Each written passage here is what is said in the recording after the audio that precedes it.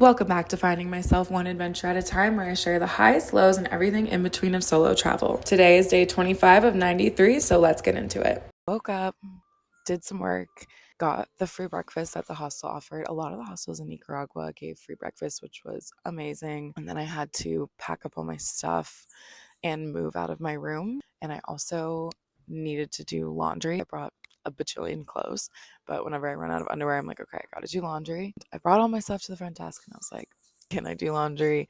And I had no idea that there was this form that you had to fill out where you basically number every single type of article of clothing that you have and what color. So I was in the lobby area, literally counting my dirty undies, when the guy that I was having a fling develop with came up, scared the Jesus out of me, and asked me if I wanted to go on a walk. And I was like, yeah, let me just finish doing this really embarrassing thing. Dropped my laundry off. Then we went on a walk through town. It was nice to see it during the day. We walked all the way down to the waterfront, and then on the way back, we got coconuts to drink. Then we just chatted at the hostel for a couple hours before it was time for me to go on my Isletas tour with my friends, and we met some really cool people, as you always do through these activities.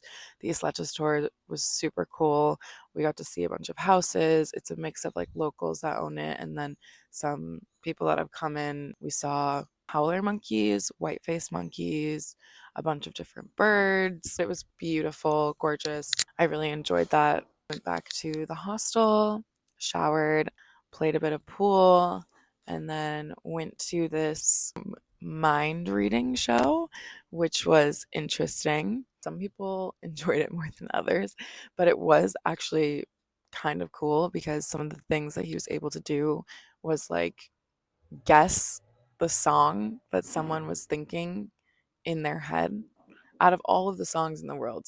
That one kind of blew me away. So yeah, he was just doing crazy stuff. He asked someone to think of their first kiss. And then he asked the girl next to him to think of a number.